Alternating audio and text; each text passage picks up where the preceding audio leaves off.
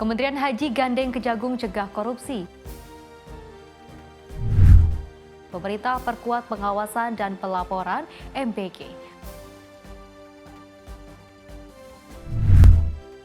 Marwarar Sirait pastikan bunga KPR subsidi tak naik. Menpora pastikan MotoGP Mandalika sebagai sport tourism Indonesia.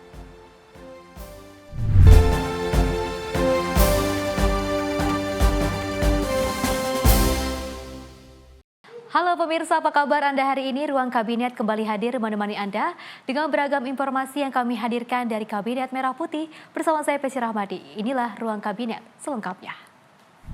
Pemirsa, Menteri Kesehatan Budi Gunadi Sadikin bersama Menko Bidang Pangan, Kepala MPK dan sejumlah kementerian terkait ini menggelar konferensi pers di Kementerian Kesehatan Jakarta. Tentu saja dalam konferensi tersebut pemerintah menegaskan penanggulangan kejadian luar biasa atau KLB keracunan pangan menjadi program prioritas MPK yang terintegrasi dari tingkat puskesmas hingga kementerian.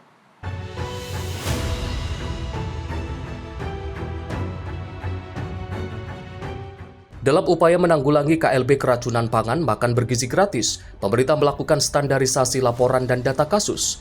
Menteri Kesehatan Budi Gunadi Sadikin menegaskan penanggulangan KLB keracunan pangan MBG akan menggunakan sistem pelaporan yang sudah terbangun di puskesmas hingga Kementerian Kesehatan.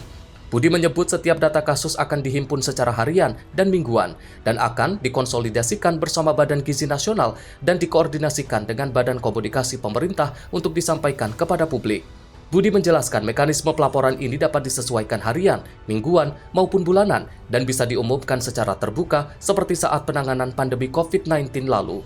Tadi yang kita bicarakan khususnya dari pengawasan adalah kita ingin melakukan standarisasi dari laporan dan angka-angka. Tadi sudah disetujui bahwa kita akan menggunakan angka sistem laporan yang sekarang sudah terjalin untuk keracunan pangan dari Puskesmas, Dinas Kesehatan, dan Kementerian Kesehatan. Angka-angka itu setiap hari ada, setiap minggu ada, dan nanti angkanya akan dikonsolidasikan bersama antara Kemenkes dan BGN. Dan kami harapkan mungkin nanti kita akan berkoordinasi dengan Badan Komunikasi Pemerintah, kalau perlu misalnya ada update harian atau mingguan atau bulanan yang seperti dulu kita lakukan pada saat COVID, itu kita bisa lakukan. Jadi itu yang pertama, bahwa dari sisi angka-angka yang terjadi, keracunan yang terjadi, kita sudah sepakat menggunakan sistem yang ada sekarang yang sudah dibangun pelaporannya dari level puskesmas ke atas.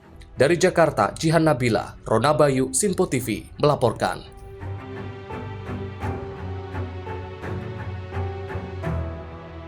Pemirsa, pemerintah dalam hal ini Menteri Koordinator Pemberdayaan Masyarakat Muhaimin Iskandar buka suara terkait dengan jatah uang belanja makan bergizi gratis di Makassar, Sulawesi Selatan yang hanya senilai Rp6.500 per porsi. Tentu saja Menko Muhaimin pun juga menegaskan dan meminta agar Satuan Pelayanan Pemenuhan Gizi selaku produsen MBG tidak menurunkan harga per porsi sesuai yang sudah ditetapkan oleh pemerintah.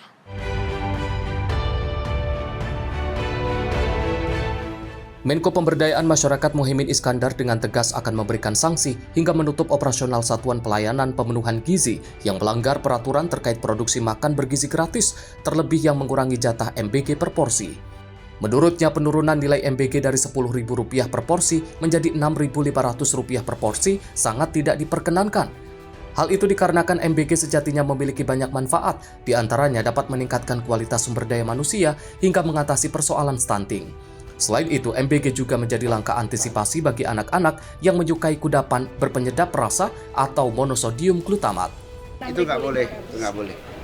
Saya juga pesan tadi kepada pelaksana, jangan mensiasati. Anak-anak kita sangat bergantung. Banyak anak kecil yang sehari-hari nyarinya snack MSG itu juga harus mulai dikurangi. Coba ini kita harapkan produk-produk MBG ini benar-benar selain bergizi, berkualitas juga memiliki selera yang terus berkembang di masyarakat. Kepada SPPG, dapur-dapur harus disiplin ya, jangan memanfaatkan celah-celah yang merugikan para konsumen. Ini program raksasa ini, mari kita dukung bareng-bareng.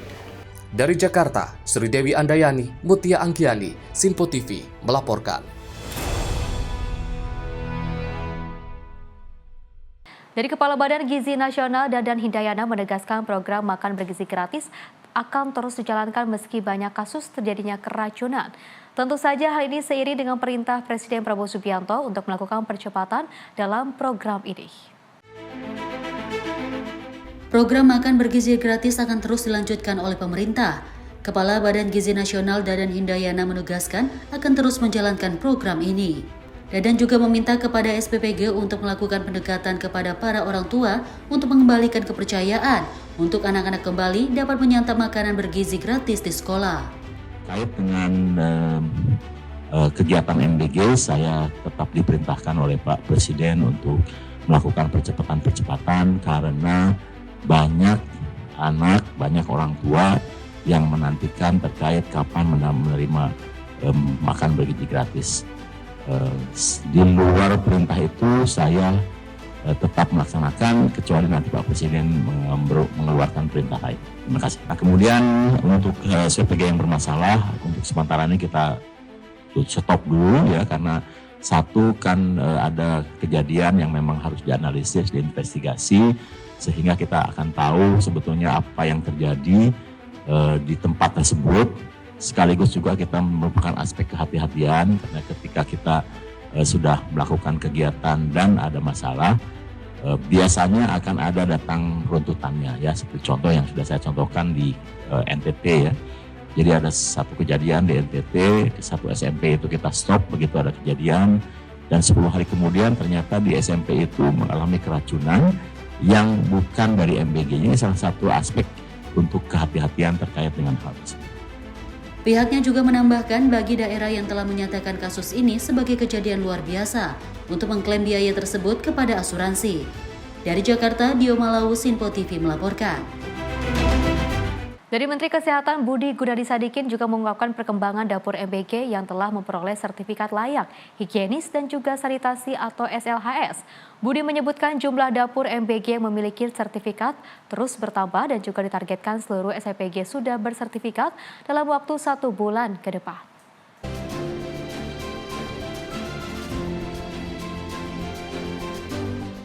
Menteri Kesehatan Budi Gunadisadikin mengungkapkan jumlah dapur MBG atau Satuan Pemenuhan Pelayanan Gizi SPPG yang telah memperoleh sertifikat layak higienis dan sanitasi terus meningkat. Budi menyatakan pada awalnya jumlah dapur yang memiliki sertifikat hanya sekitar 20 unit. Namun dalam waktu 2 hingga 3 hari, angka tersebut melonjak menjadi 96 dan saat ini sudah melampaui 100 dapur MBG. Budi menegaskan data perkembangan dipantau setiap hari oleh Kementerian Kesehatan untuk memastikan seluruh Satuan Pemenuhan Pelayanan Gizi SPPG dapat memperoleh sertifikat dalam waktu paling lambat 1 bulan ke depan. Langkah ini diharapkan mampu menjamin standar higien dan keamanan pangan dalam program prioritas MPG yang menyangkut kebutuhan dasar masyarakat. Kalau yang sertifikat layak higien dan sanitasi ini, kan kemarin angkanya sekitar 20-an ya. Jadi dalam waktu 2 hari 3 hari, per kemarin itu udah 96. Jadi naik dari 36 ke 96 dan per hari ini sudah di atas 100 angkanya. Jadi angka itu sekarang per hari kita review. Ya angkanya per hari kita review. Kalau ditanya targetnya kapan, saya dan Pak Dadan itu udah menargetkan paling lama 1 bulan. Ini sudah ada surat resminya, diharapkan semua SPPG-nya ini sudah bisa mendapatkan SLHS. Dari Jakarta, Jihan Nabila, Rona Bayu, Sinpo TV melaporkan.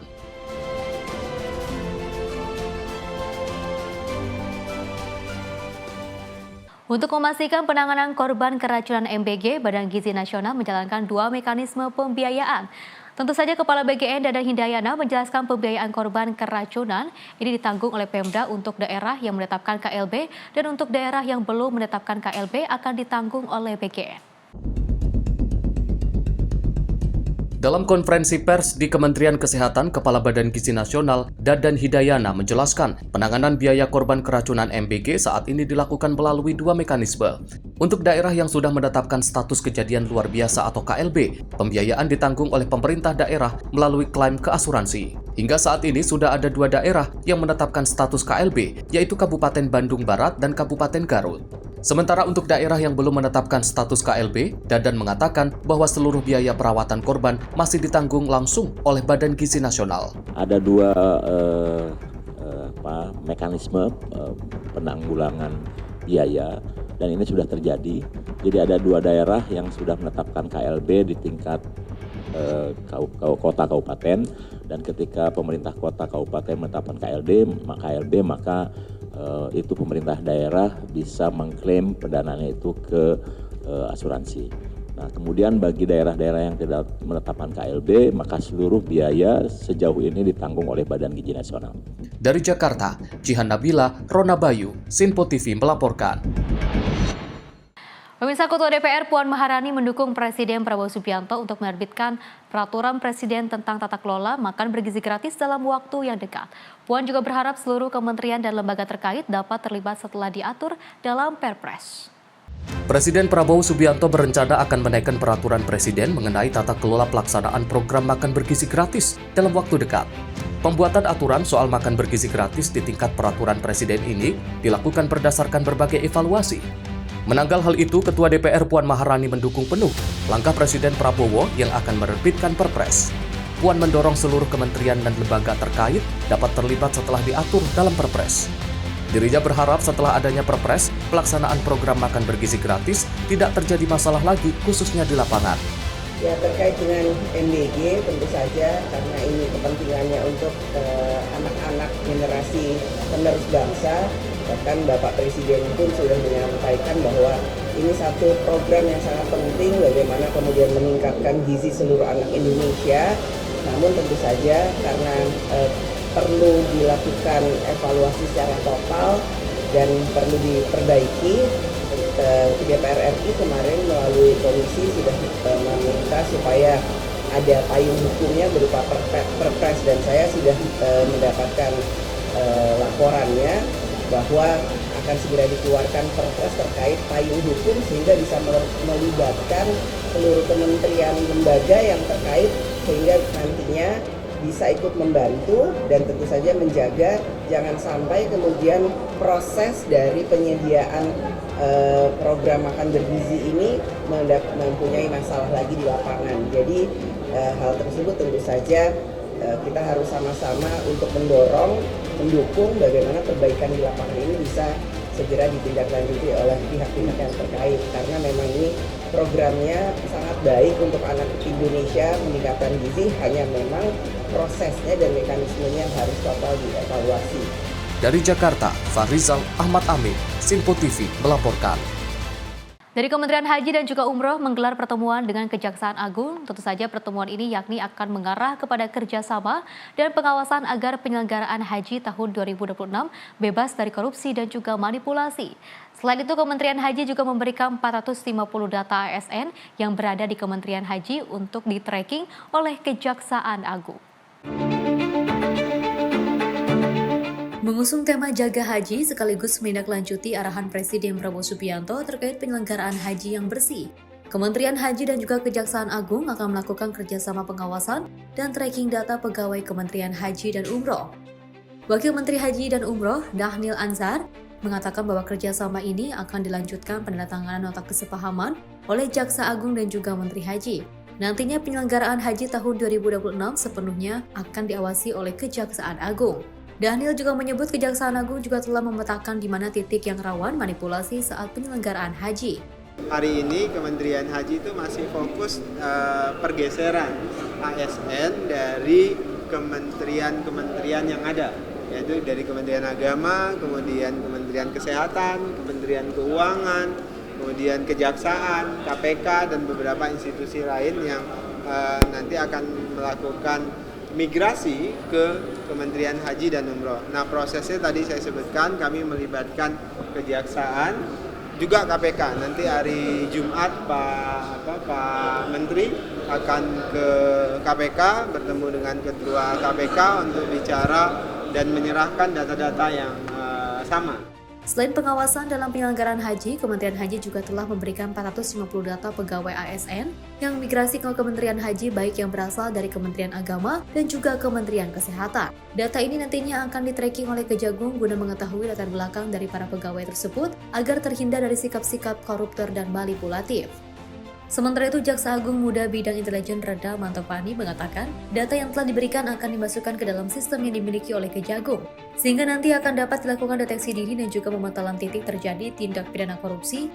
Haji tahun 2026 ini, Kementerian Haji mengusung tema Haji Aman, Nyaman, dan Afirmasi terhadap Perempuan. Dari Jakarta, Tim Liputan Simpo TV melaporkan. Naik 1,19%, indeks masyarakat digital Indonesia capai 44,53%. Hasil ini menandakan peningkatan transformasi digital dan semakin mahirnya masyarakat Indonesia dalam menggunakan teknologi berbasis digital.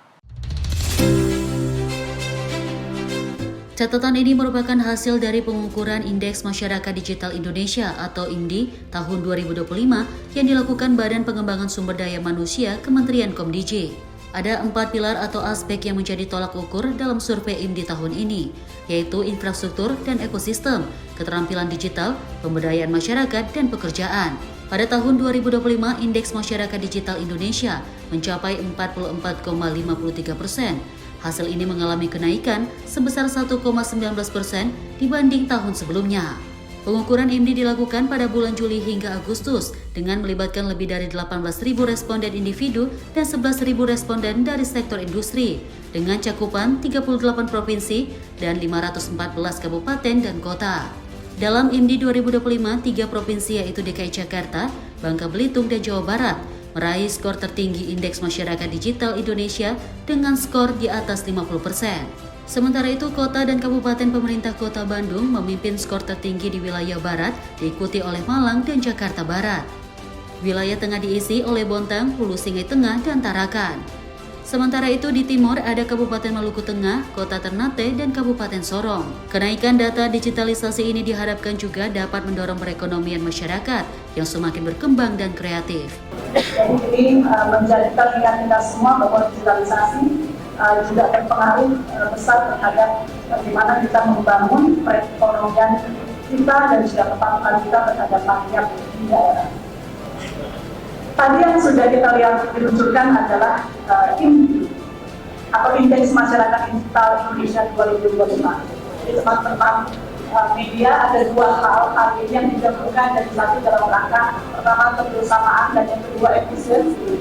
Jadi ada dua poin pokok. Yang pertama adalah kita meluncurkan Indeks Masyarakat Digital Indonesia 2025 yang melibatkan survei dengan 18.000 responden atau individu dan 11.000 unit usaha, dan hasilnya adalah di tahun 2025 ini kita naik dari 43,34% di 2024 kita naik menjadi 44,53 pada tahun 2025.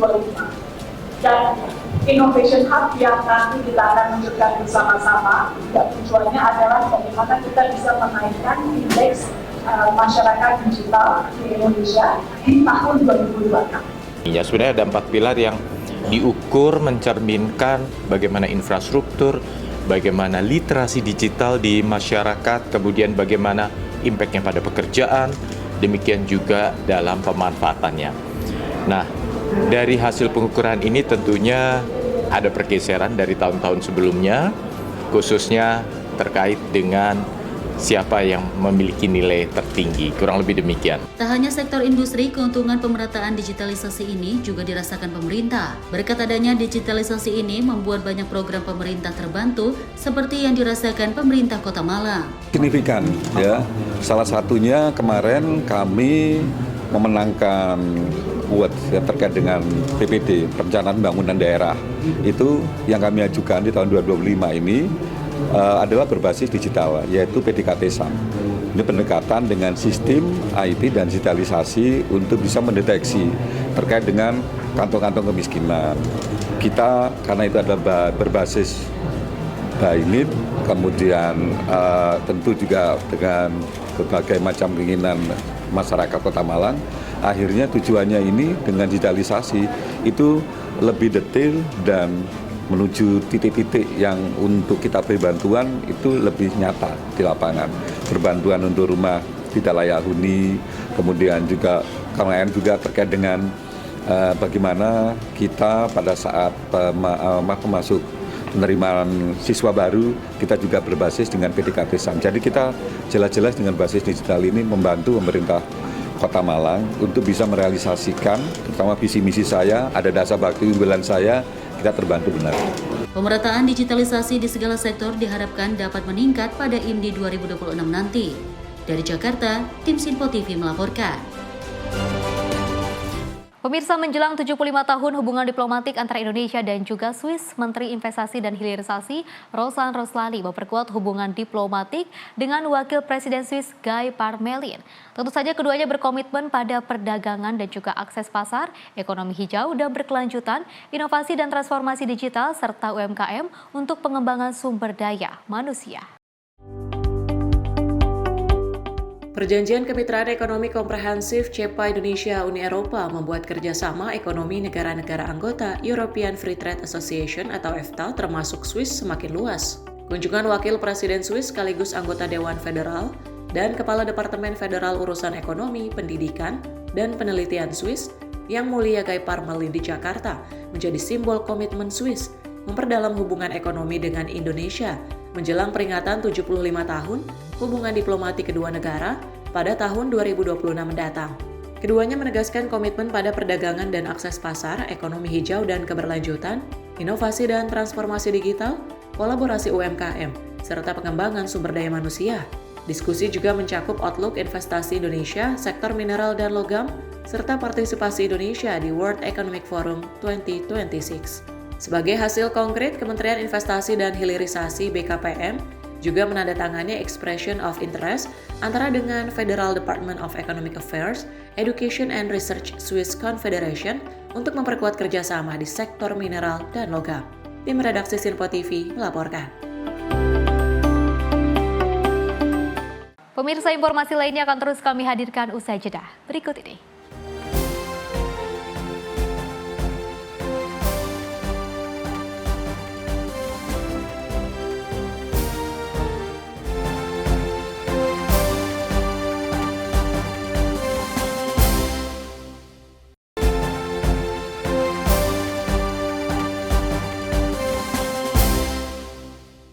Anda masih menyaksikan Ruang Kabinet, pemirsa, dan kita lanjutkan informasinya. Menteri Koordinator Pemberdayaan Masyarakat Muhaimin Iskandar menegaskan kepada Satuan Pelayanan Pemenuhan Gizi atau SPPG agar disiplin menjalankan seluruh rantai produksi dalam program makan bergizi gratis. Tentu saja hal tersebut diungkapkan Menko Muhaimin usai meninjau dapur SPPG di Kupang Timur, Babau, Nusa Tenggara Timur. Menko Pemberdayaan Masyarakat Muhaimin Iskandar memperingatkan kepada seluruh pengelola SPPG agar tidak mencari celah untuk keuntungan pribadi dan merugikan penerima manfaat dalam program makan bergizi gratis. Muhaimin menyatakan bahwa makan bergizi gratis merupakan program prioritas Presiden Prabowo Subianto untuk memperbaiki asupan gizi anak-anak sekolah. Sehingga dalam kesempatan ini dirinya memastikan operasional SPPG dapat berjalan sesuai standar higienis dan menjadi ekosistem pemberdayaan dengan melibatkan UMKM lokal dan rantai produksi. Ini kita harapkan produk-produk MPG ini benar-benar selain bergizi, berkualitas, juga memiliki selera yang terus berkembang di masyarakat. Kepada SPPG, dapur-dapur harus disiplin ya, jangan memanfaatkan celah-celah yang merugikan para konsumen. Ini program raksasa ini, mari kita dukung bareng-bareng.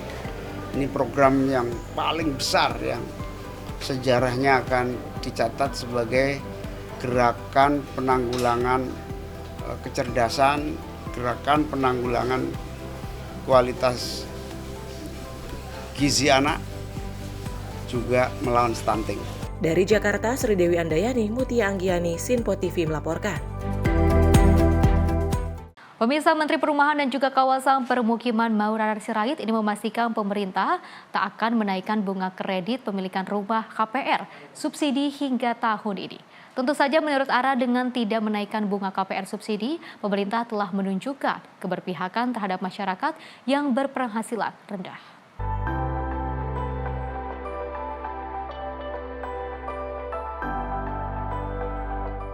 Menteri Perumahan dan Kawasan Permukiman Maulana Sirait memastikan pemerintah tidak akan menaikkan bunga kredit pemilikan rumah subsidi dalam waktu dekat.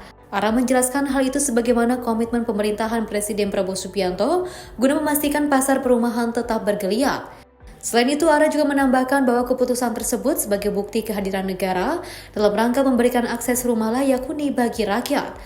Hal ini sejalan dengan asa cita Presiden Prabowo Subianto yang tertuang dalam program 3 juta rumah. Apalagi Pak, pengembang, kita tepuk tangan buat Presiden bahwa bunga rumah subsidi tetap tidak dinaikkan ya tahun ini.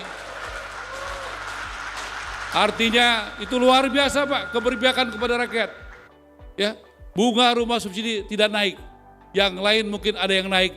Rumah subsidi buat rakyat bunganya tetap. Itu luar biasa Pak. Saya banyak melihat tadi orang yang terharu Pak. Itulah bukti negara hadir. Tim redaksi Simpo TV melaporkan.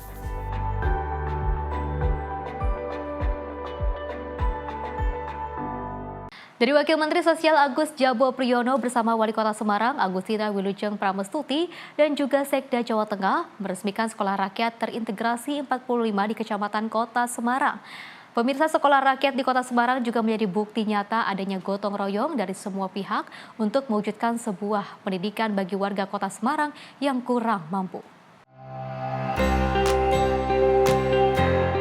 Wali Kota Semarang Agustina Wilujeng menyambut gembira atas pembukaan Sekolah Rakyat Terintegrasi 45 di Kota Semarang. Agustina mendampingi Wakil Menteri Sosial RI Agus Jabo Priyono saat membuka masa pengenalan lingkungan sekolah atau MPLS di SRT 45 Semarang pada Selasa 30 September 2025. Agustina mengatakan adanya sekolah rakyat di Kota Semarang menjadi bukti nyata adanya gotong royong dari semua pihak untuk mewujudkan sebuah pendidikan bagi warga Kota Semarang yang kurang mampu. Pendidikan menjadi hak setiap warga negara, baik mereka yang memiliki kemampuan lebih ataupun sebaliknya. Bahkan ia menekankan, jika Kota Semarang mengedepankan pendidikan yang inklusif bagi siapapun, termasuk mereka yang tergolong kurang mampu. Dirinya menyebut dengan anak-anak bersekolah di SRT, maka satu beban orang tua untuk membiayai sekolah bisa teringankan. Hal ini menurutnya adalah wujud nyata komitmen pemerintah pusat untuk menjemput dan merangkul anak-anak dalam mengenyam pendidikan. Kali ini saya banggakan adalah anak-anakku yang mengikuti Sekolah Rakyat Rintisan Kota Semarang. Tepuk tangan untuk anak-anak sekolah. Jadi bersama orang tua, terima kasih Bapak Ibu yang sudah mengantar anaknya ya. Pertama-tama mereka kita panjatkan puji syukur kehadiran Tuhan yang Maha Kuasa. Pagi ini kita dapat mengalami sebuah momen yang sangat istimewa, yaitu peresmian sekolah rakyat yang sebagai sebuah bukti nyata terhadap gotong royong kita semua. Saya haturkan terima kasih kepada Dinas Sosial yang telah sangat daya dari menit ke menit, minggu ke minggu, bulan ke bulan, dimanapun saya berada, proses melakukan berbagai macam perubahan, surat menyurat dan proses untuk bisa menjalankan program ini secepat dan semudah mungkin bagi anak-anak kita yang hari ini dapat bersama-sama dengan kita.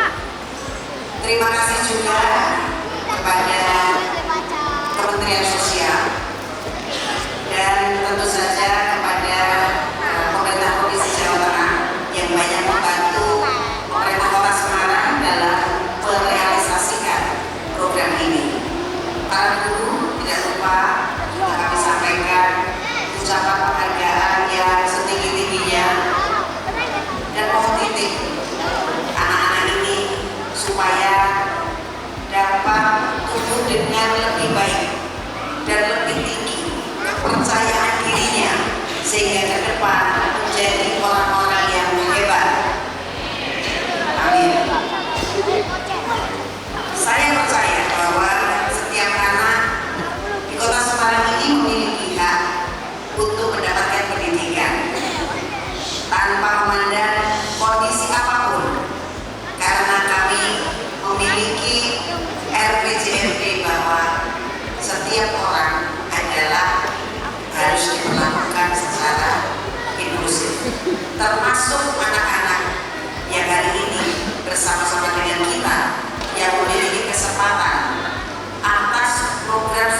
nasional Presiden Pak Prabowo, maka hari ini mereka dapat bisa sekolah tanpa orang tuanya harus terbebani.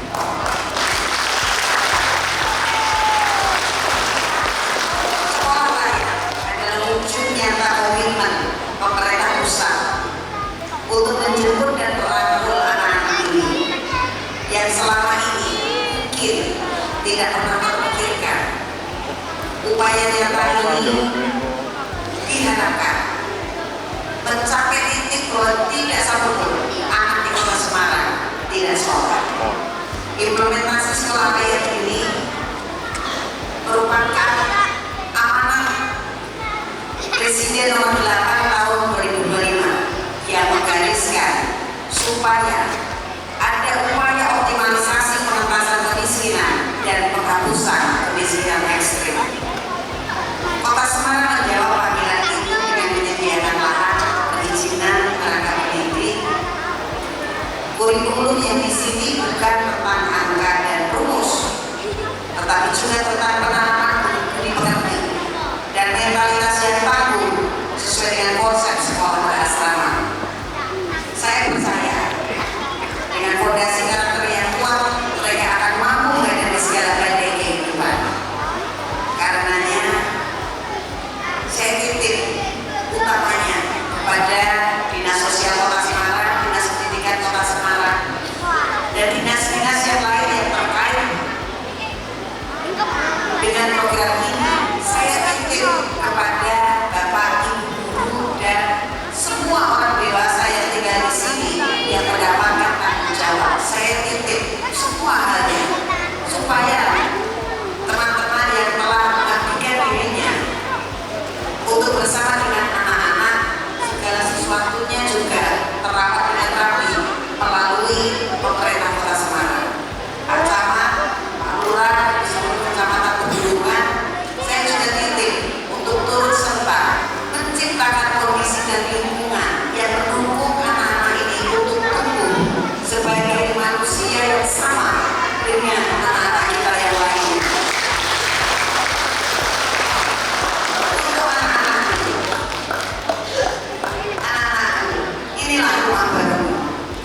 Tempat kalian akan menimba ilmu, membangun karakter dan bekal untuk kemajuan yang lebih baik. Dalam sambutannya, Wakil Menteri Sosial Agus Cabu Priyono menyampaikan bahwa Sekolah Rakyat merupakan program Presiden Prabowo Subianto untuk memutus rantai kemiskinan melalui akses pendidikan. Wamensos menekankan pentingnya sarana dan juga prasarana untuk menunjang pembelajaran siswa di kelas. Setiap siswa dan guru akan mendapatkan laptop serta fasilitas makan bergizi gratis. Jadi pada hari ini Sekolah Rakyat sudah genap 165 titik. Ya, 165 titik di seluruh Indonesia. Itu semua sedang berjalan, dan pada hari ini saya datang ke Semarang ya untuk membuka ya, MPLS yang akan dilaksanakan selama 2 minggu, supaya kemudian dengan MPLS ini anak-anak yang punya latar belakang berbagai macam ya kemudian bisa menjadi setara gitu loh. Nah, setelah MPLS ini nanti selesai, baru nanti akan ada matrikulasi, terus setelah itu nanti ada proses belajar mengajar secara formal. Diharapkan anak-anak yang bersekolah di SRT akan bisa menimba ilmu dengan baik dan membangun karakter untuk kemajuan diri, sehingga mampu menghadapi dunia dan meraih cita-citanya. Tim Redaksi Sinpo TV melaporkan. Pemirsa, Wakil Menteri Pertahanan Doni Hermawan memimpin serah terima obat-obatan produksi pabrik obat pertahanan negara di lingkungan Kementerian Pertahanan pada Rabu siang. Dalam kegiatan tersebut, Kemhan menyerahkan jutaan butir obat kepada Kementerian Koperasi untuk didistribusikan melalui jaringan koperasi Desa Merah Putih di seluruh Indonesia. Wakil Menteri Pertahanan Doni Hermawan memimpin serah terima obat-obatan produksi pabrik obat pertahanan negara di Kementerian Pertahanan Rabu 1 Oktober 2025. Dalam kegiatan ini, Kemhan menyerahkan sekitar 17,4 juta butir obat kepada Kementerian Koperasi untuk didistribusikan melalui jaringan koperasi desa dan kelurahan Merah Putih di seluruh Indonesia. Penyerahan obat-obatan ini melanjutkan program yang sudah dimulai sejak Juli lalu, yakni pada tahap awal sebanyak 15.000 butir obat telah dibagikan di Desa Bentangan, Klaten, Jawa Tengah. Doni menyatakan, ketahanan kesehatan merupakan bagian penting dari ketahanan nasional, karena pertahanan yang kuat hanya bisa didukung oleh sumber daya manusia yang sehat dan berdaya tahan. Obat kepada koperasi yang diserahkan kepada Menteri Koperasi. Kegiatan ini sebetulnya adalah kelanjutan dari yang kita laksanakan di bulan Juli yang lalu di Desa Bentangan di Klaten. Kita saat itu sudah menyerahkan 15.000 butir obat. Ya. Nah, pada kesempatan kali ini kita serahkan sekitar 17,4 juta, tepatnya kira-kira obat yang kita serahkan kepada Menteri Koperasi yang nantinya akan didistribusikan kepada koperasi desa dan kelurahan Merah Putih di seluruh pelosok tanah air. Jadi ini merupakan suatu dukungan dari Kementerian Pertahanan kepada bangsa dan negara ini untuk ketahanan kesehatan. Jadi seperti kita ketahui bahwa pertahanan yang kuat salah satunya juga didukung oleh unsur sumber daya manusia yang kuat dan yang sehat. Sehingga ini menjadi perhatian kita di Kementerian Pertahanan untuk mendukung bagaimana rakyat Indonesia. Melalui program ini, Kemhan menegaskan komitmen untuk mendukung ketahanan kesehatan nasional, sekaligus menjamin ketersediaan obat bagi masyarakat hingga ke pelosok negeri. Dari Jakarta, Jihan Nabila Azizul Hakim, Sinpo TV melaporkan. Dari Kementerian Komunikasi dan Digital meluncurkan program Kampung Internet 2025 untuk memperluas akses internet ke pelosok desa. Tentu saja program ini akan membangun 1.194 titik penerima manfaat di 5 provinsi sebagai langkah pemerataan layanan broadband nasional.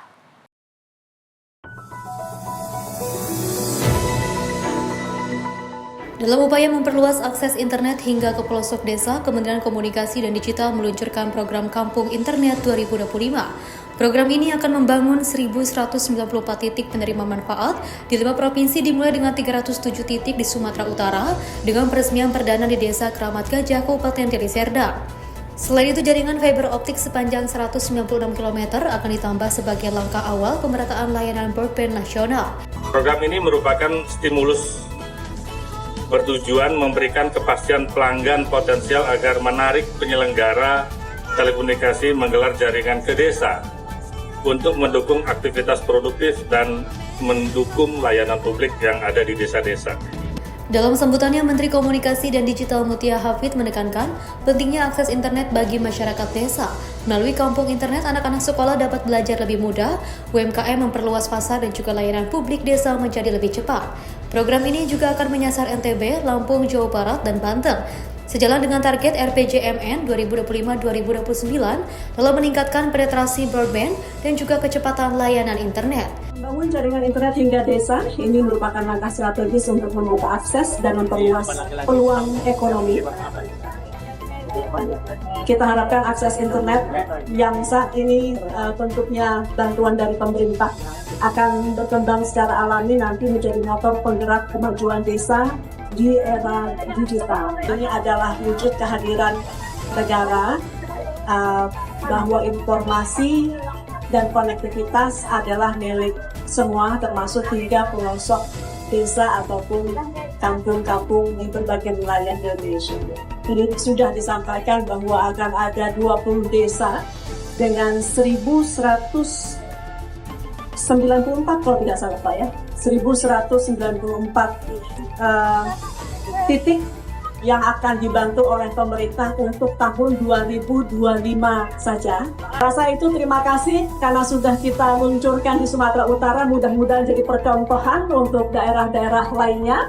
Saya yakin betul bahwa di Sumatera Utara ini bisa kita menjadi pemula yang baik agar menjadi tauladan bagi daerah lainnya.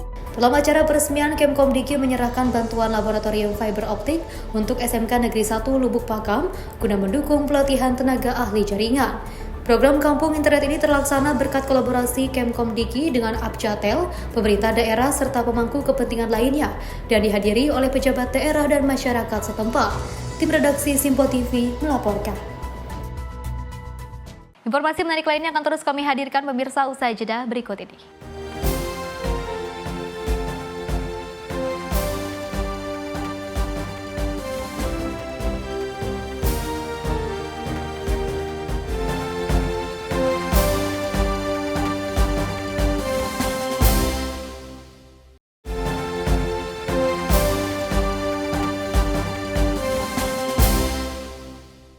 Terima kasih pemirsa, Anda masih bersama kami dan kita lanjutkan informasinya. Dari Menteri Transmigrasi Muhammad Iftithah Sulaiman Suryanagara menegaskan dukungan bagi transmigran Indonesia yang ingin belajar dan magang di Jepang.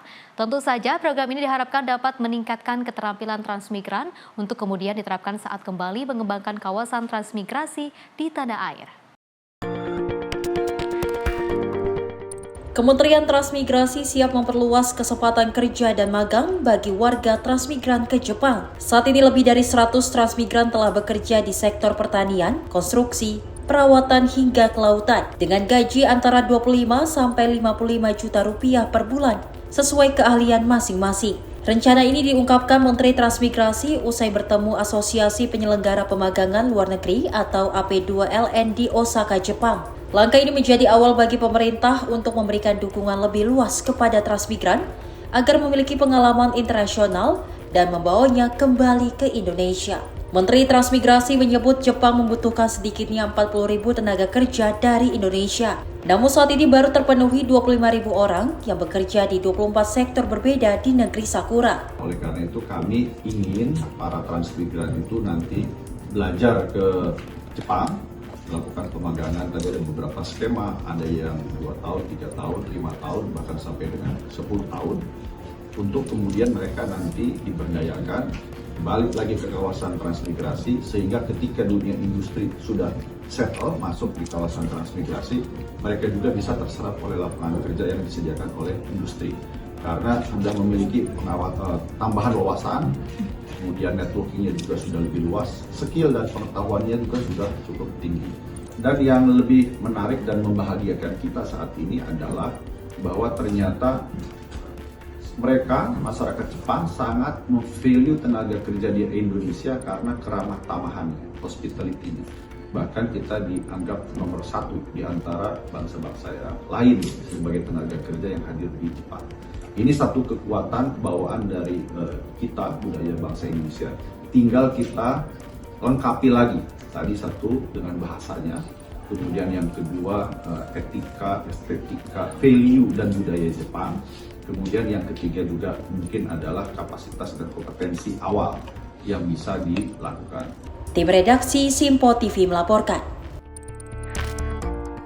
Kementerian Haji dan Umroh mengungkapkan adanya keborosan anggaran penyelenggaraan haji sebelumnya yang diperkirakan mencapai 20 hingga 30% dari total biaya. Wakil Menteri Haji dan Umroh Dhanil Ansar Simanjuntak menyatakan keborosan ini terjadi pada sejumlah pos besar seperti transportasi, akomodasi, hingga pengadaan jasa.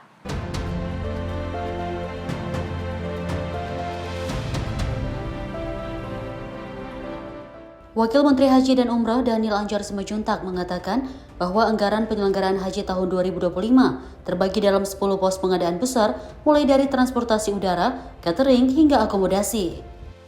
Pos pengeluaran terbesar adalah sewa pesawat yang menghabiskan sekitar 6 triliun rupiah. Sementara untuk syarikat transportasi darat dan hotel masing-masing menyentuh hampir 3 triliun rupiah. Dhanil menyebut Presiden Prabowo Subianto sejak awal mengingatkan potensi keborosan antara 20 hingga 30%, sehingga setiap proses lelang wajib bebas dari praktek manipulasi dan rente.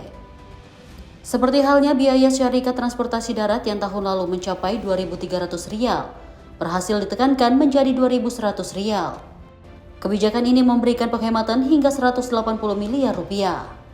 Pemerintah berharap efisiensi pada setiap pos anggaran dapat menurunkan biaya penyelenggaraan ibadah haji atau BBIH ke depannya.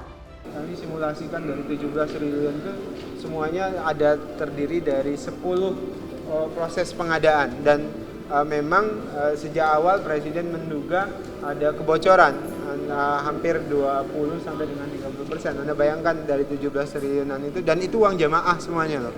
Dan ini uang jamaah dan kami ingin pastikan tidak ada kebocoran, makanya tidak boleh ada praktek manipulasi lagi. Program efisiensi dan pengawasan ketat ini diharapkan menjadi langkah strategis untuk mewujudkan penyelenggaraan haji yang transparan, akuntabel, dan terjangkau bagi jemaah Indonesia. Dari Jakarta, Tim Liputan Sinpo TV melaporkan.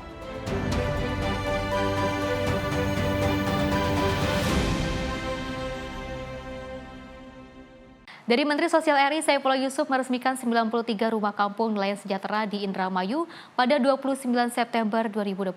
Sebanyak 93 rumah layak huni senilai 23 miliar dibangun untuk korban banjir rob, lengkap dengan masjid, taman, hingga sentra UMKM. Secara resmi, Menteri Sosial RI Saifullah Yusuf dan Ketua Basnas Noor Ahmad didampingi Wamensos Agus Jabo dan Bupati Indramayu Luki Hakim menandatangani prasasti peluncuran Kampung Nelayan Sejahtera di Desa Eretan Kulon, Indramayu pada 29 September 2025. Selain Kemensos, pembangunan Kampung Nelayan Sejahtera melibatkan berbagai pihak, yaitu ada pemerintah Kabupaten Indramayu, Basnas PT Unit Trust Pertama, serta untuk proses pembangunannya dibantu TNI dan Polri. Sebanyak 93 rumah layak huni senilai 23 miliar dibangun untuk korban banjirop, lengkap dengan masjid, taman, hingga sentra UMKM. Dalam kesempatan itu, Mensos meminta agar para KPM memperhatikan kebersihan dan ketertiban Kampung Nelayan Sejahtera, mulai dari toilet rumah. Di Kampung Nelayan Sejahtera juga berdiri tempat usaha dari program bantuan pemberdayaan, yaitu usaha olahan ikan, usaha batik ekoprint, dan bengkel las, serta sanggar tari. Tim redaksi Simpo TV melaporkan. Pemirsa, Menteri Koordinator Bidang Pangan Zulkifli Hasan mengatakan pemerintah siap untuk mempercepat pencairan kredit untuk mendukung kelancaran operasional Koperasi Desa Kelurahan Merah Putih melalui Bank BUMN. Percepatan itu dilakukan agar Koperasi Desa Kelurahan Merah Putih dapat segera beroperasi dan memberikan manfaat nyata bagi masyarakat. Menteri Koordinator Bidang Pangan Zulkifli Hasan bersama sejumlah menteri dan kepala badan menggelar rapat koordinasi dalam rangka membahas percepatan pembentukan Koperasi Desa Kelurahan Merah Putih.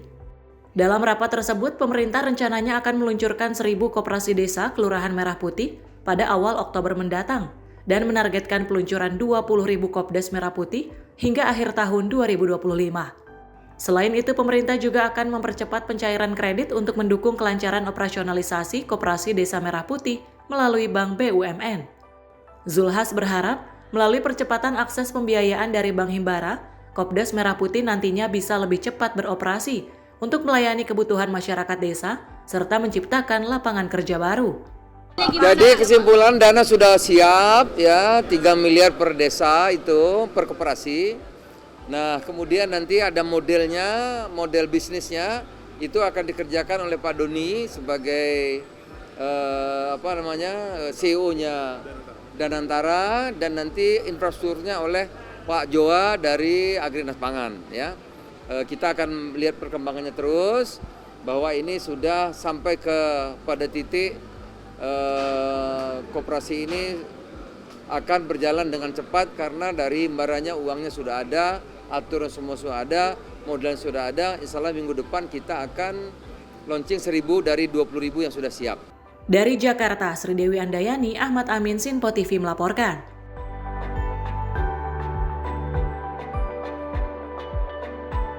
Informasi lainnya, pemirsa, Menpora RI Erick Thohir ingin pastikan pelaksanaan event balap motor paling bergengsi di dunia. MotoGP Indonesia terus berkembang hingga 2031 dan juga menjadi bagian National Branding Sport Tourism Indonesia di mata dunia. Menteri Pemuda dan Olahraga Republik Indonesia Erick Thohir ingin pastikan pelaksanaan event balap motor paling bergengsi di dunia, MotoGP Indonesia terus berkembang hingga 2031 dan menjadi bagian National Branding Sport Tourism Indonesia di mata dunia. Tahun ini MotoGP Indonesia akan diselenggarakan di Pertamina Mandalika International Circuit, Lombok, Nusa Tenggara Barat pada 3 hingga 5 Oktober 2025 mendatang. Hari ini kita mendapat sebuah kehormatan bisa mensupport MotoGP, di mana kebetulan perubahan yang terjadi di Kemenpora ke depan selain kita menguruskan pemuda-pemudi, memasyarakatkan olahraga, lalu juga peningkatan prestasi, ternyata ada ekonominya, yaitu sport tourism. Menurut Menpora Erick, dirinya seperti dejavu karena 4 tahun lalu dirinya diminta untuk mengawal MotoGP, termasuk Grand Prix-nya itu bisa diselenggarakan dengan baik di Indonesia. Presiden Prabowo lanjut Menpora Erick menginginkan pertumbuhan ekonomi dan eskalasi percepatan dan sport tourism harus menjadi salah satu penunjang pertumbuhan ekonominya. Tim redaksi Sinpo TV melaporkan. Pemirsa, kawasan transmigrasi Maloi Kaliorang, Kalimantan Timur diproyeksikan menerima investasi senilai 1,2 triliun dari perusahaan asal Korea Selatan LX International. Menteri Transmigrasi Muhammad Iftithah Sulaiman Suryanagara ini tentunya akan memastikan bahwa penanaman modal asing ini memberi manfaat langsung bagi masyarakat lokal. Kementerian Transmigrasi berkomitmen untuk memastikan investasi asing senilai 1,2 triliun oleh perusahaan asal Korea Selatan LX International di kawasan transmigrasi Maloi Kaliorang, Kalimantan Timur, berdampak langsung bagi kesejahteraan masyarakat setempat. Menteri Transmigrasi Muhammad Iftithah Sulaiman Suryanagara mengatakan, upaya tersebut sejalan dengan arahan Presiden Prabowo Subianto agar masyarakat menjadi penerima manfaat utama dari setiap investasi di daerah. Ia menyampaikan bahwa perusahaan asal Korea Selatan tersebut tertarik dengan potensi sumber daya alam yang tersedia di area transmigrasi tersebut, mulai dari kelapa sawit hingga batu bara. Dalam merealisasikan penanaman modal di kawasan transmigrasi, Iftithah menyatakan terdapat 3 prinsip utama yang harus dikedepankan dalam pemanfaatan lahan transmigrasi, yaitu mengoptimalkan penyerapan tenaga kerja dari masyarakat transmigran dan warga sekitar, pemberdayaan masyarakat agar ikut berkembang bersama investasi, serta adanya sistem bagi hasil atau profit sharing yang tidak hanya menguntungkan perusahaan, tetapi juga masyarakat dan negara melalui penerimaan negara bukan pajak atau PNBP. Kawasan transmigrasi Maloi Kaliorang, Kalimantan Timur. Kemudian senilai 1,2 triliun rupiah. Kemudian yang kedua itu adalah pemanfaatan lahan transmigrasi dari kerjasama sistemnya dengan tetap mengedepankan seluas sekitar 1.180 hektar dengan tetap mengedepankan ada 3 hal yang tadi kami sebutkan. Pertama itu adalah penyerapan tenaga kerja yang maksimal dari para transmigran dan masyarakat transmigrasi yang ada di sana. Kemudian yang kedua adalah pemberdayaan masyarakat, dan yang ketiga yang lebih penting lagi ada semacam profit sharing dari masyarakat transmigrasi yang memiliki lahan tersebut, dan juga nanti untuk negara dalam konteks PNBP. Kami bersyukur dan tadi mendapatkan laporan bahwa dari 3.800 tenaga kerja yang ada di kawasan transmigrasi Maloi Kaliorang itu, PT LX mempekerjakan dari 3.800 itu 80%-nya itu adalah dari masyarakat lokal. Dan inilah yang dikehendaki oleh kita semua sesuai dengan arahan Bapak Presiden. Bapak Presiden ingin mengedepankan rakyat dan masyarakat lokal mendapatkan manfaat terlebih dahulu dari adanya investasi dan kegiatan ekonomi yang ada di daerah. Tim redaksi Sinpo TV melaporkan. Pemirsa, informasi tadi sekaligus mengakhiri jumpa kita dalam ruang kabinet kali ini. Mewakili kerabat kerja yang bertugas, saya Pesi Rahmadi mengucapkan terima kasih dan sampai jumpa.